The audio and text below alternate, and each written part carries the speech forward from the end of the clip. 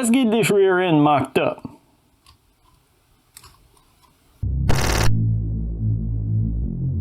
The very first thing we're going to do in this video is get the axle glue together. That way that can set and we can put it on the rear end as we get it built. You might want to know what I'm gluing. Well, I ended up cutting this axle down. This is an AR44 axle from Axial, and I needed to shorten it to get what I wanted wheelbase wise and track width, actually, not necessarily wheelbase. You can see I have a bunch of pieces here. I basically cut about a 1/2 inch out of each side of the axle and actually put the whole axle in the lathe and turn down these faces so that they could be as smooth as possible. Hopefully to get a good strong bond and a true bond. That way I'm not having any kind of offset or wop axles. A very key component for me though is I wanted to make sure that I was keeping these axles centric, meaning that I didn't want to just like eyeball glue them up and just hope that the axle stayed centric so I could pass the axle shaft through it. I did a little thinking and I turned down these pieces of aluminum actually. So first I drilled the center of the aluminum out to be able to pass the axle shaft through. This is actually the original inner diameter of the axle. And then I turned them down, that way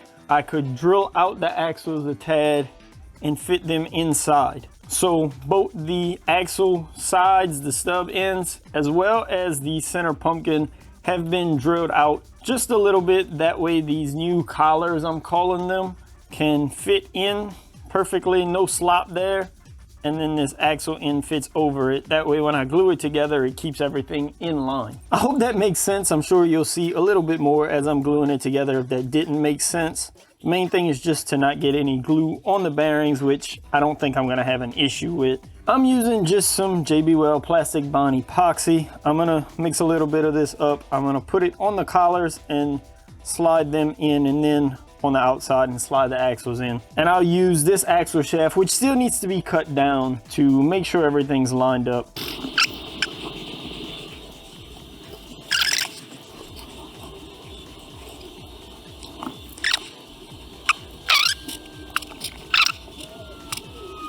We have a lot to cover with this rear end, way more than just that rear axle. You can see already that these rear frame rails look way different than the last time you saw them. Unfortunately, I don't have the greatest videoing setup outside to be able to video me welding and fabbing all of this up, but I did get a couple of pictures. Basically, I took a printout of my 3D model and used some 1/2 inch square tubing that I ripped in half to be able to create a back half for this frame with a hump in the chassis so the axle will be able to fit into when we slam it on the ground. All of this is welded up and grinded pretty much smooth. I will do a little body work to this because the chassis will be painted on this truck in the end. But the majority of the welding as well as the drilling in these frame rails has been finished.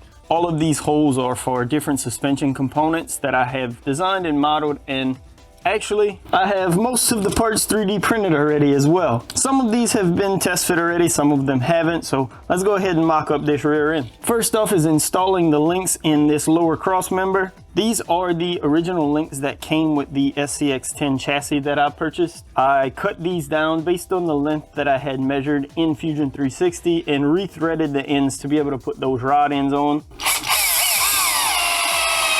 Now we can begin to actually assemble the frame by bolting this cross member into the frame rails. So that gives us our lower links, and the two frame rails are now bolted together. For the upper link, you might have seen in my 3D model that I went with sort of a wishbone setup, but I created my own wishbone here. This 3D print, I modeled some spherical cutouts in. That way I can use these universal pivot balls and just pop them in, and they rotate and move along freely. For that, I actually designed these pivot points that pass through the chassis. They use one screw on the bottom that threads into the 3D printed part to hold it in place. But the top screw is actually my pivot point. So we have to pass this top screw through the chassis as well as through the mount. We have to have our wishbone ready to go. The screw passes straight through, and we're using a lock nut on the back side to hold it in place. Just about now we're ready for the axle, but we had to create some parts for that axle as well. I'm pretty happy with the way my cut and glued together axle came out. It still needs a little sanding and a little body work before it gets painted, but it's strong enough. It's centered just like I wanted, so I'm happy with this. The issue is the original link mounts weren't gonna work for what I wanted. These are the original link mounts that came with this AR44 axle. The lower links would fit in perfectly fine. They were in a good spot. The upper link or wishbone bolts through right here, no problem, but my shock location wasn't gonna work. I wanted the shock to mount inside of here, and as you can see, there is a support or whatever you want to call it, piece of plastic inside of that mount. So that wasn't going to work. So I had to design my own. Here's another thing that this new 3D printer is just amazing at. I couldn't even imagine trying to print something like this with my old Ender 3 or an FDM printer in general. The amount of support structure and just something to print this small and detailed, the resin printer has been excellent at. These bolt in the original locations, no problem at all. The axle needs a little bit more sanding and just work to get them to fit perfectly, but they fit perfect enough for now. We can now install the links. And for the top, the wishbone just slides in pretty easily. And now we should be able to go up and down, getting this to ride height. I'm not too happy about that drive shaft angle, so we may end up changing this upper wishbone. If I lengthen it a bit, it should kick the drive shaft angle back a little bit and up. I could also just shorten these lower links and thread them in a bit, and that should do the same. We may try that first, but just for the mock-up today, this will work fine. I'm liking that movement. Now to install the shocks. The first thing we actually need to do is mount this pivot arm to my pivot point.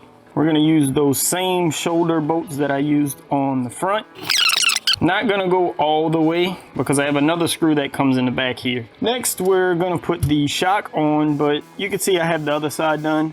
I realized I may have to reprint these lower link mounts. I need to move the shock position up just a little bit. I didn't account for the size of the rod ends on those lower links. Probably about 2 or 3 thousandths will be enough, and it'll fit perfectly fine. It's kind of a jam, I guess you could say. It's not fitting exactly like I wanted, but it'll work just for the sake of this video for a mock-up. So now we're just installing the pivot point into the chassis using these back 2 holes. Now we're just going to install this pivot point into the chassis.